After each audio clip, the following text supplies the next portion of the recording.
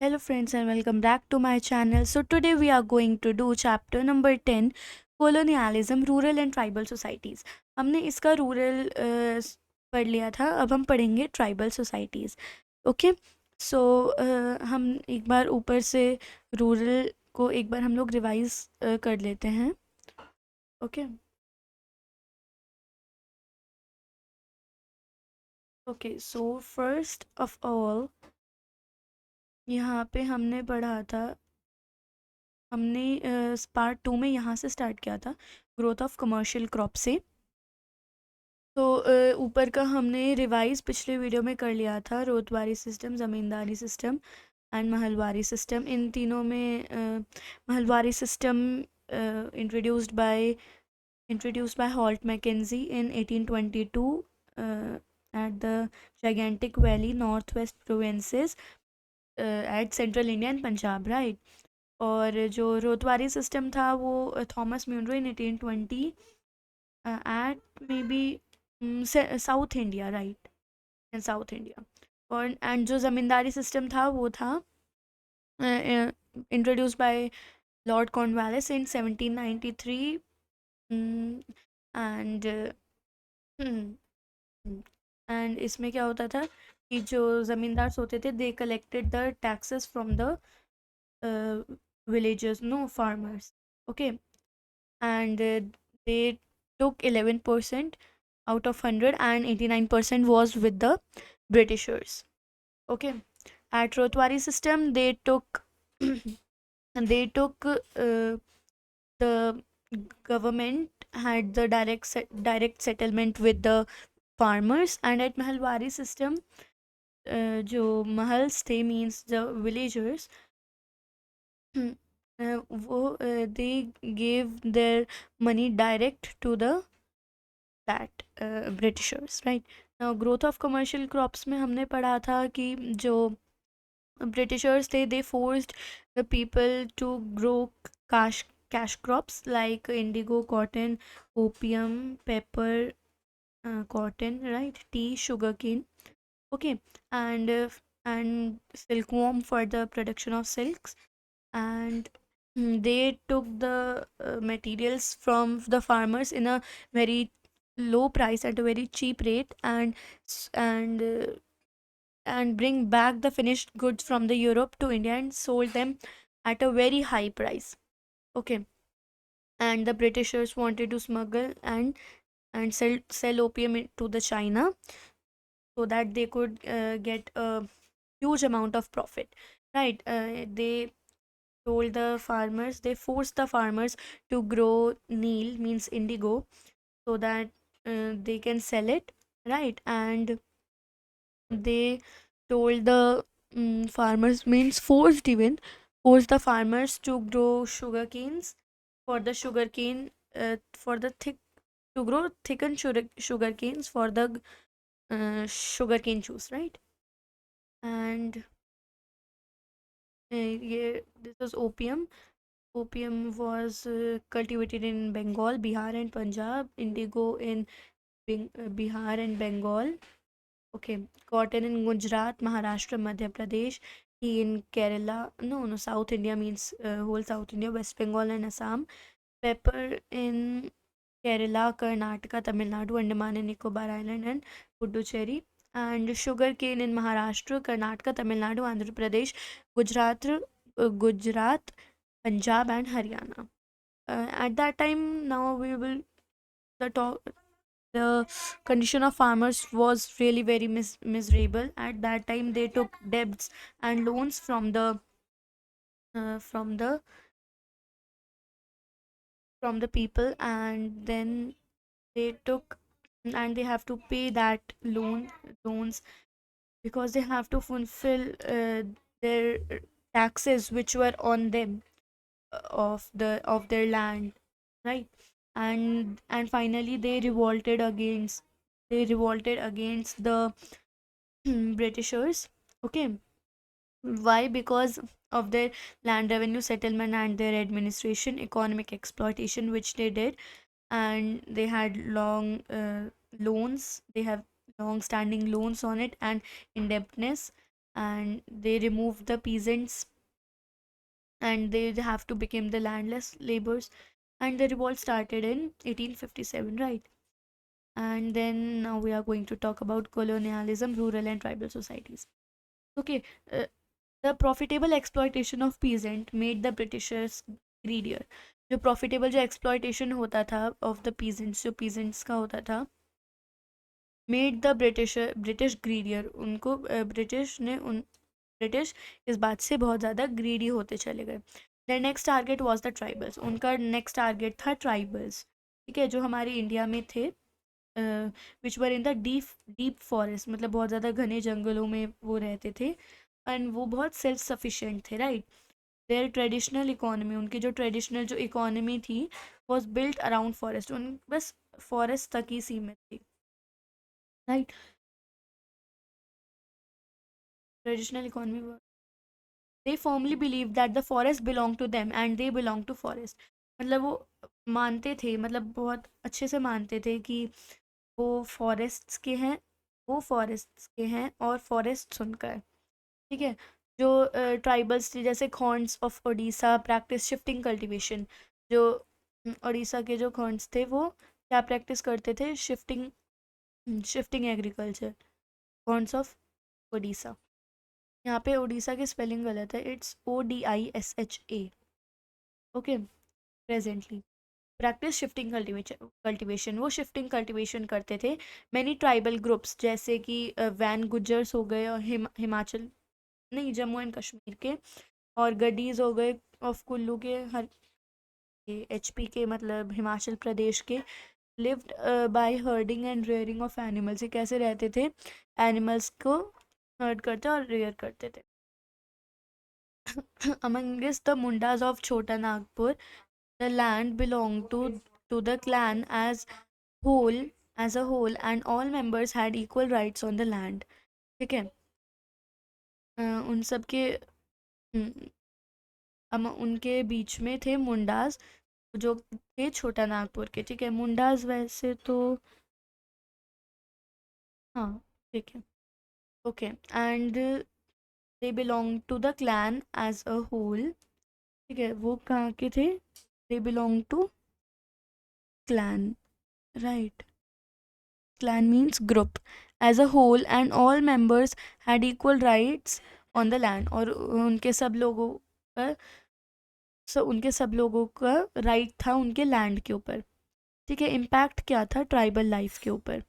Almost every tribe had a tribal chief. जो उनके tribe था, उसमें एक ट्राइबल चीफ होता था. बट ब्रिटिश रूल के अंडर जो चीफ थे, वो उन्होंने अपनी पावर, मतलब उनको देनी पड़ी. उनके पास फिर कोई पावर नहीं थी as the British came, and were force to follow the laws made by British officers in India. फिर उनको जो रूल्स थे वो फॉलो करने पड़े, जो ब्रिटिशर्स कहते थे. ठीक है. But the Britishers did not want shifting cultivation. जो ब्रिटिशर्स थे, वो नहीं चाहते थे कि उनको शिफ्टिंग, वो लोग शिफ्टिंग कल्टीवेशन करें, बिकॉज इट वॉज डिफ़िकल्ट, क्योंकि वो बहुत ज़्यादा डिफ़िकल्ट था उन लोगों को कंट्रोल करने के लिए. Right. The changes made in the forest laws by the British made the tribal life very difficult. Change करने के लिए फॉरेस्ट, उन उन लोगों ने, ब्रिटिशर्स ने, जो उन ब्रिटिशर्स ने चेंजेस किए थे फॉरेस्ट्स में, उसको ट्राइबल लाइफ बहुत ज़्यादा डिफ़िकल्ट हो गई थी ट्राइबल्स के लिए. Most of the forests were declared as the state property. जो बहुत ज़्यादा, जो ऑलमोस्ट जो सारे फॉरेस्ट्स थे, वो बोला गया था कि ये स्टेट प्रॉपर्टी है. स्टेट मतलब यहाँ पर वैसा स्टेट नहीं, स्टेट मतलब होता है गवर्नमेंट. यहाँ पे स्टेट मतलब होता है गवर्नमेंट, राइट. ओके. कि वो गवर्नमेंट की प्रॉपर्टी है. स्पेशली द रिजर्व फॉरेस्ट, जो रिजर्व फॉरेस्ट थे, उन्होंने जो रिजर्व कर रखे थे अपने फॉरेस्ट, वो विच प्रोड्यूस टिम्बर, जो टिम्बर प्रोड्यूस करते थे, right. Many tribals had to move to other areas. जो और जो ट्राइबल्स थे, उनको डिफरेंट डिफरेंट एरियाज पे मूव करना पड़ा, अपने उसको छोड़ के, अपने फॉरेस्ट को छोड़ के, एज अ होम कह सकते हैं, अपने होम को छोड़ के. सर्च फॉर लाइवलीहुड, मतलब अपने काम धंधे के लिए उनको जाना पड़ा. This created a shortage of labours. Labourers. इसलिए अब ब्रिटिशर्स के पास जो लेबरर्स थे उनके पास शॉर्टेज हो गई, उनके पास लेबर्स कम होने लग गए। To cut the trees for the railway sleepers and to transport logs.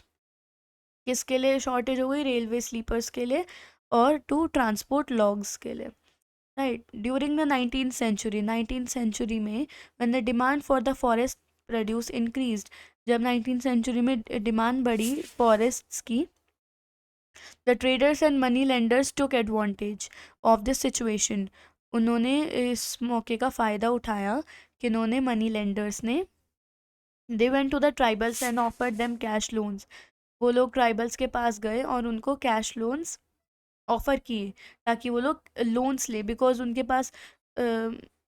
Pass money कम थे, बिकॉज दे डू नॉट, क्योंकि उन लोगों ने, क्या नाम है, ब्रिटिशर्स ने उनके ऊपर करना लॉ स्टार्ट कर दिया था उनके ऊपर, ओके। और उनको अपना टैक्सेस भी देने पड़ते होंगे, right. Also ask them to work for wages. उन्होंने आस्क भी किया वेजेस के लिए, काम के लिए, ठीक है। It led to further misery of tribals. बाद में ये ट्राइबल्स के लिए बहुत ज़्यादा मुसीबत हो गई। Let us take the case of Santhals of Hazaribagh. जो सांथाल्स थे हजारीबाग के, जो झारखंड एंड वेस्ट बंगाल में है, हु रियर्ड सिल्क वॉर्म्स, जो सिल्क वॉर्म्स को रियर करते थे, ठीक है, फॉर द प्रोडक्शन ऑफ कुकून्स, जो कुकून देते थे उनकी प्रोडक्शन के लिए। The demand of Indian silk increase, जब इंडियन जो सिल्क थे उनकी डिमांड बढ़ी, एफर्ट्स वर मेड, एफर्ट्स बढ़ने लगे to encourage silk production, silk की प्रोडक्शन के लिए। जो ट्रेडर्स थे, their agents and many middleman approach the growers. जो ट्रेडर्स थे और जो भी एजेंट्स थे वो गए उन मिडलमैन्स के पास, ठीक है, और उनके पास they give them cash loans, वो और उन्होंने उनको कैश लोन्स दिया और जो कुकून्स थे वो उनसे लिए। And you will be surprised to know that they paid ₹3 for 1,000 cocoons. वो 1,000 cocoons के लिए only ₹3 पे करते थे। And then sold them at 5 times more.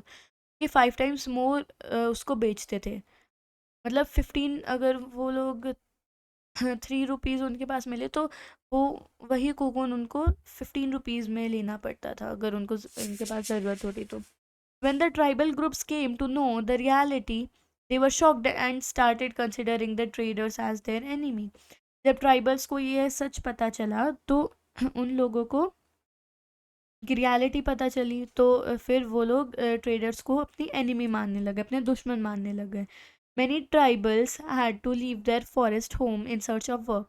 कुछ ट्राइबल्स को मतलब बहुत सारे ट्राइबल्स को अपने घर छोड़ने पड़े, मतलब अपने फॉरेस्ट छोड़ने पड़े और काम के लिए निकलना पड़ा। A large number of them were recruited through contractors. उनमें से आधे से ज़्यादा रिक्रूटेड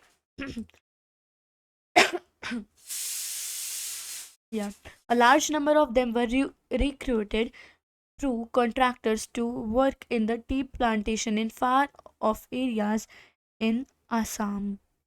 ओके, उनमें से थे वो जो रिक्रूट किए गए, मतलब अपॉइंट किया गया as the contractors to work in, जो टी प्लांटेशंस थी फार अवे आसाम में, उनमें काम करने के लिए उनको बोला।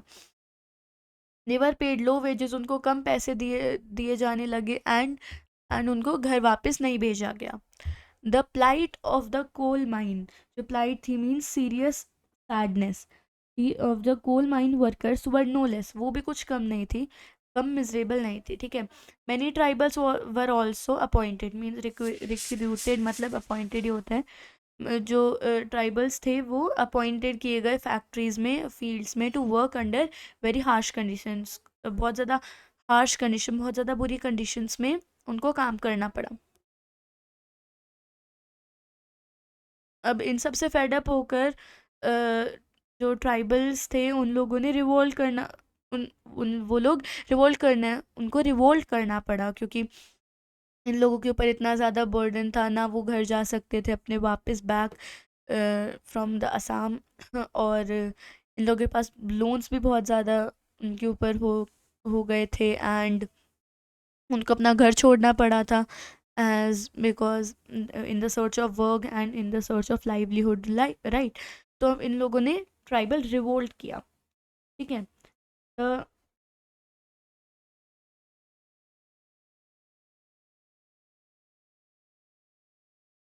Okay. The commercialization of agriculture and exploitation of forest wealth made many tribals homeless and jobless. जो जो कमर्शलाइजेशन थी एग्रीकल्चर और एक्सप्लॉयटेशन की, जो farmers, wealth made many tribals homeless and jobless. यहाँ पे कमर्शलाइजेशन मीन्स होता है turning an idea into a business.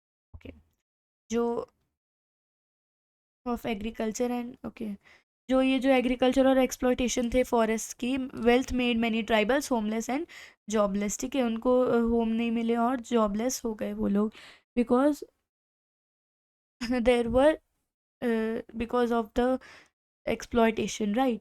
Revolt by the Khasis, जो रिवॉल्ट किए गए by the Khasis who lived in the खासी हिल्स, जो खासी हिल्स में रहते थे नॉर्थ वेस्ट असम में, took place in 1829। उन्होंने रिवॉल्ट किया 1829 में। The construction of road through their land united many Khasi chiefs against the English under the leadership of Bar Manik and Tirot Singh, but the British suppressed their rebellion brutally. इसका मतलब होता है जो खासीज ने रिवॉल्ट किया, जो खासी हिल्स में रहते थे नॉर्थ वेस्ट असम में, कब उन्होंने रिवॉल्ट किया 1829 में, ठीक है। जो उन्होंने जो रोड कंस्ट्रक्ट किया था, उनकी काफ़ी जो खासी चीफ्स थे उनको, वो लोग यूनाइटेड हो सकते हो गए इंग्लिश से, और अंडर द लीडरशिप ऑफ, किसकी लीडरशिप में, मनिक एंड बार मनिक एंड टायरट सिंह, ठीक है। बट द लेकिन फिर जब उन्होंने रिवोल्ट किया, जो ब्रिटिश थे उन्होंने उनका revolt suppressed their revolt suppress their rebellion brutally, मतलब उन्होंने बहुत, मतलब दबा दिया, मतलब वेरी वायलेंटली उनका रिवोल्ट ख़त्म कर दिया, ठीक है। उनके रिवोल्ट का कोई मतलब फिर यूज़ नहीं रहा, टाइप ऑफ, ठीक है। अब देखिए यहाँ पे ये रहे खॉर्न्स उड़ीसा के, सांथाल्स झारखंड एंड वेस्ट बंगाल, कुकीज़ मणिपुर के, खासीज असम के, मुंडास छोटा नागपुर एंड गडीज एचपी के, वन गुज्जर्स थे ये जम्मू एंड कश्मीर के, राइट। डू यू नो, अब यहाँ पे डू यू नो पढ़ते हैं। The Harwar Rebellion of 1870, revolt by Kacha Nagas in 1882, revolt by the Santals of Northwest Assam and Kukis of Manipur in the year 1917 targeted the British but they all failed miserably। अब ऐसे ही एक और revolt हुआ था by Kukis of Manipur and Kharwar, no no no, and by Kacha Nagas, ठीक है।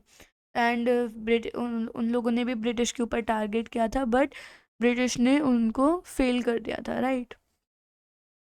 अब the cookies of hilly region of Manipur continued attacking the British territories. उन्होंने जो कुकीज़ थी हिली रीजन्स की ऑफ मणिपुर, वो उन्होंने उन्होंने अटैक करना कंटिन्यू रखा, जारी रखा, ठीक है।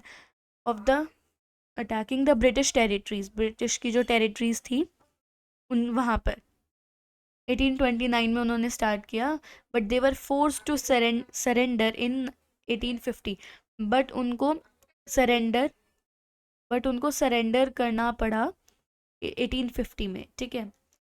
The Khonds of Khondmals near Odisha, यहाँ पे भी ओडिशा की स्पेलिंग चेंज होगी, the Khonds of Khondmals near Odisha revolted against the British in 1846 due to the fear of being annexed, but they could not stand before the might of Britishers। जो कौन्स थे खोनमाल्स के, उन्होंने रिवोल्ट किया ब्रिटिश के अगेंस्ट 1846 में, फिर फियर के वजह से, बीइंग उनको annex, because of the annexed, but they could not stand before the might of Britishers, वो स्टैंड नहीं हो पाए ब्रिटिशर्स के अगेंस्ट, ठीक है। जो Santhals found themselves quite quite helpless. जो सांथाल्स थे वो उन्होंने खुद को हेल्पलेस फाइंड किया अगेंस्ट द रूथलेस एक्सप्लॉयटेशन। जो रूथलेस जो एक्सप्लॉयटेशन हो रही थी उसकी वजह से, ठीक है। And operation of the target traders and the middlemen. Okay, the Santhals found themselves quite helpless against the ruthless exploitation and oppression of the traders and the middlemen. They were expecting the British government to safeguard their interests. When nothing was done, they revolted against the Britishers in 1855 to 1856 under the leadership of Sidhu and Kanhu Murmu, ठीक है। जो सांथाल्स थे उन्होंने खुद को बहुत ज़्यादा helpless देखा, और एंड द रूथलेस एक्सप्लॉयटेशन जो हो रही थी और एंड बीइंग एनेक्स्ड, ठीक है, annexed, okay. But they could not stand, मतलब लेकिन वो खड़े नहीं हो पाए, दे वो लोग खड़े नहीं हो पाए। No no, sorry, I just went to the cons, sorry. Operation, ruthless exploitation and oppression of the traders and the middlemen. वो एक्सपेक्ट कर रहे थे कि जो ब्रिटिश गवर्नमेंट है दे वुड सेफ गार्ड्स, वो expecting the British government to safeguard their interests. उनको लग रहा था कि उनके इंटरेस्ट सेफ गार्ड होंगे by the British government, but nothing was done, लेकिन ऐसा कुछ नहीं हुआ। उन लोगों ने एट लास्ट रिवोल्ट किया ब्रिटिशर्स के अगेंस्ट इन 1855 टू 1856, ओके। किसकी लीडरशिप में? सिद्धू एंड कान्हू मुर्मू के, which is known as Murmu brothers also, या okay. Mundas of Chota Nagpur joined the Kolarian tribe of the same region, revolted in 1831. The struggle was suppressed by the British forces, but the exploitation by the merchants and the moneylenders continued. जो मुंडास थे छोटा नागपुर के, उन्होंने अपनी tribe join कर ली Kolarian tribe के साथ, और वो फिर एक साथ जुड़ गए और उन्होंने एक साथ रिवॉल्ट किया 1831 में। लेकिन जो स्ट्रगल था वो बहुत ज़्यादा बुरी तरीके से सप्रेस हुआ, जो किया ब्रिटिश फोर्सेस ने। बट द एक्सप्लॉयटेशन जो हुई थी बाय द मर्चेंट से, और जो मनी लेंडर्स थे वो कंटिन्यू होते रहे। इन 1895, जो 1895 में जो बिरसा मुंडा थे, वो एक छोटे, जो एक यंग बॉय थे, emerged as a hero of tribals, वो एक हीरो बने एज अ ट्राइबल्स के, right, okay. He urged them to continue to work on their own land to earn their living and not to move away. This would end all their suffering. ठीक है, जो बिरसा मुंडा थे वो एक छोटे लड़के थे जो हीरो ट्राइबल्स के हीरो बने, ठीक है। और उन्होंने मतलब ऐसा कंटिन्यू, और उन्होंने लोगों को अपनी तरफ अट्रैक्ट किया और कहा कि they should work on their own lands and not to move away from the forests, ठीक है। This would means remove their all the sufferings, ठीक है, and their all the sufferings. As the Birsa movement spread, आपने बिरसा मुंडा के बारे में बहुत ज़्यादा सुना, बहुत बार सुना होगा, बिरसा मूवमेंट के बारे में भी सुना होगा। तो बिरसा मूवमेंट में क्या था, जो बिरसा मुंडा थे उनकी पॉपुलैरिटी इंक्रीज हुई, और उन लोगों ने इस मूवमेंट में लोगों को बताया, he told his people that the जो land policies थी of the British were destroying their traditional land system, ठीक है। उनकी जो ट्रेडिशनल जो सिस्टम था वो ब्रिटिशर्स उनको डिस्ट्रॉय कर रहे हैं, ठीक है। Birsa was gelled for 2 years, Birsa को जेल हुई 2 सालों के लिए, बट जैसे ही वो रिलीज़ हुआ उन्होंने दोबारा से स्टार्ट किया अपना बिरसा मूवमेंट, और उन्होंने वाइट फ्लैग किया as a symbol of Birsa Raj, ठीक है। ये मूवमेंट एंड हुआ जब बिरसा मुंडा की डेथ हुई, एंड हुआ किसमें?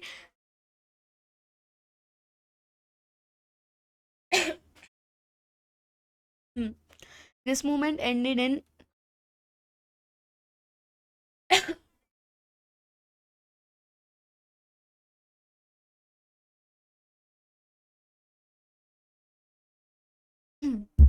ओके, तो ये मूवमेंट एंड हुआ 1900 में, जब बिरसा की डेथ हुई, बिरसा मुंडा की डेथ हुई। अब आपको पता होगा नेम जो मुंडा है, given to the community indicates that its leader. ठीक है, जो मुंडा होते हैं वो खुद को बोलते थे हॉडो को, मतलब ह्यूमन बींग्स बोलते थे खुद। इसका मतलब होता था human beings, right. Effects of colonialism on crafts and industries. उसका क्राफ्ट्स एंड इंडस्ट्रीज पर क्या प्रभाव पड़ा, ठीक है।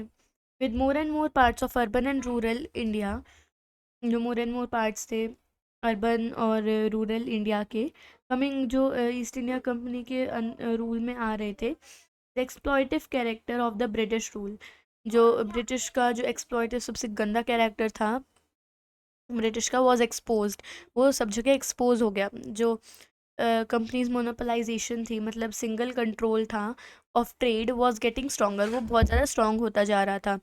जो ऑल दो जो एग्रीकल्चर था वो मेन ऑक्यूपेशन हो गया था। There was no dearth, dearth means scarcity, वहाँ पे बिल्कुल भी स्कैरसिटी नहीं थी। किसकी? हैंडीक्राफ्ट्स की, हैंडीक्राफ्ट्स की, ठीक है। Calico, muslin, wool and silk products, ठीक है। मेटल जो वर्क्स थे of iron, steel, copper, brass, gold and silver were also in great demand, वो भी बहुत ज़्यादा डिमांड में थे उस टाइम पर। 17th सेंचुरी में जो ट्रेड हुआ यूरोपियन नेशंस के साथ, वो फेवर था ऑफ इंडिया, एज हम लोग एक्सपोर्ट करते थे बहुत ज़्यादा क्वांटिटीज़ के, कॉटन हो गया, silk, fabric, spices, Indigo, drugs, precious stones and handicrafts, right. Unfortunately, दुर्भाग्य से जो कंपनीज की पॉलिसी थी वो डिस्ट्रक्शन होता गया इंडियन क्राफ्ट्स का, कॉटेज इंडस्ट्रीज और आर्टिशनशिप्स का। अब धीरे धीरे कंपनी ने मतलब बहुत ज़्यादा डिस्ट्रक्शन हो गया हमारे इंडियन क्राफ्ट्स का, ठीक है, और आर्ट का, ठीक है। To save to safeguard the British cotton industries, जो सेफगार्ड किया ब्रिटिश की जो कॉटन इंडस्ट्री थी, इंडियन सिल्क थी और कॉटन टेक्सटाइल्स थे, वो डिस्ट्रॉय होते गए with imposition of very heavy duty on Indian goods, promotion of British machine made articles at cheaper rates and decrease in the princely patronage, ठीक है। The changes in British trade policy forced the Indian craftsmen and artisans to give up their traditional livelihood. No doubt the Industrial Revolution in Britain and other European countries was also responsible for the industrialization of India. All these factors started the process of ruining the traditional handicrafts and the decline in the national income of India. इसका मतलब होता है जो British की जो ने cotton industry को safeguard करने के लिए एंड वॉर डिस्ट्रॉय हुआ by the very heavy duty of Indian goods. हमारी जो इंडियन गुड्स की तो जो डिस्ट्रॉय हुआ हमारे Indian goods on Indian goods, हमारे जो इंडियन गुड्स थे वो डिस्ट्रॉय होते गए, और जो ब्रिटिश की जो मशीन्स थे, आर्टिकल्स, वो एट चीपर रेट्स और decrease in princely patron,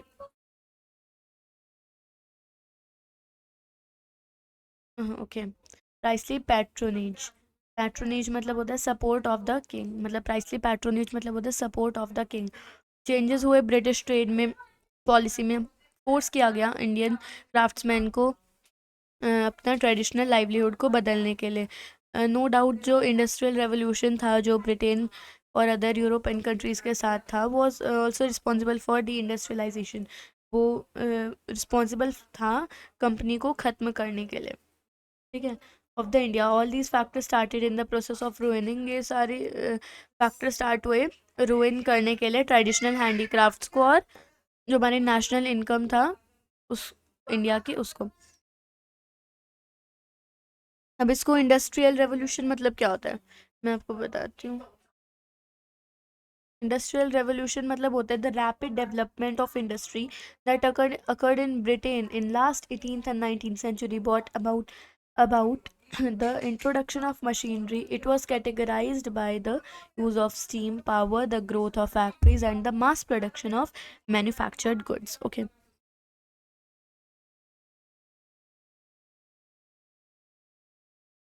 okay, हम लोग अब पढ़ेंगे मॉडर्न इंडस्ट्रीज ऑफ इंडिया, जो इम्पैक्ट था हमारे नेशनल मूवमेंट फ्रीडम के लिए और इंटरनेशनल जो डेवलपमेंट हुई थी, उन्होंने गेट्स खोले मॉडर्न इंडस्ट्रीज़ के लिए। जैसे कि जो टी थी वो बिगेस्ट प्लांटेशन बनी हमारी आसाम में और बंगाल और साउथ इंडिया में, जो फिर Indian top the world market, और जो इंग्लैंड थी वो उसके सबसे बिगेस्ट बायर बनी। और जो प्लांटेशन हुई इंडस्ट्रीज़ में जो कॉफ़ी हो गई, किंचोना और रबर, जो इंडस्ट्रीज़ थी जैसे कि कॉटन, जूट, ठीक है, वो डेवलप होती रही फास्ट रेट पर। जैसे कि एक्सपेंशन ऑफ रेलवेज हुआ, डिमांड फॉर कोल हुआ, आयरन एंड स्टील इंक्रीज, ठीक है। It was also because of far sightedness and determination of Jamshedji Tata, ठीक है, जो वर्ल्ड क्लास फेमस कंपनी है। Tata iron and steel company came up, ठीक है। जो विद द जो पैसेज ऑफ टाइम था, जो cement, with the passage of time cement, chemical and sugar industries वो भी डेवलप हुई।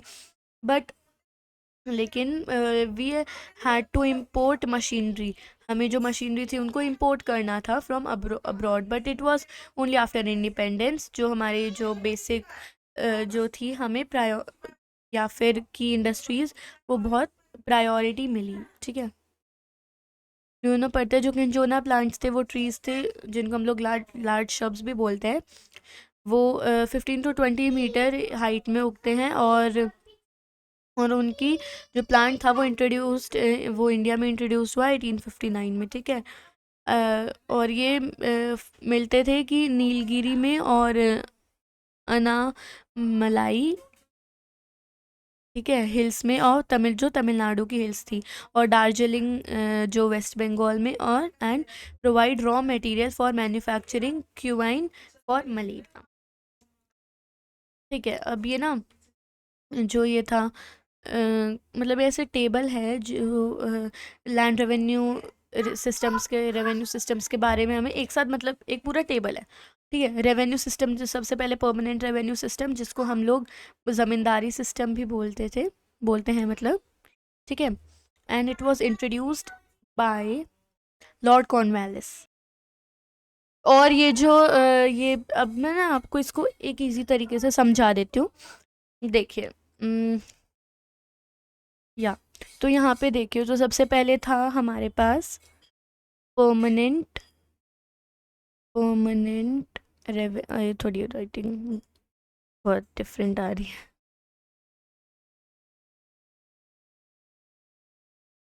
ओके।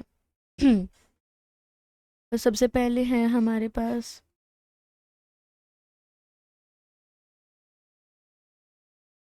तो नो व्हाट्स दिस, ओके। सबसे पहले था हमारे पास परमानेंट रेवेन्यू सिस्टम, राइट।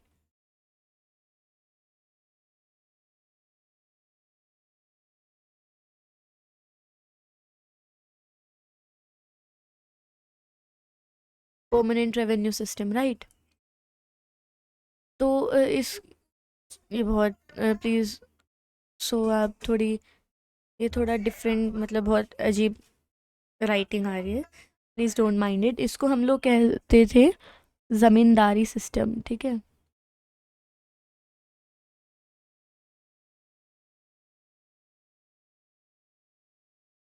ठीक है, तो अब ज़मींदारी, अब ये हुआ था कौन से ईयर में, मे बी 1793 बाय, यहाँ पे था 1793 बाय लॉर्ड कॉर्नवालिस, राइट।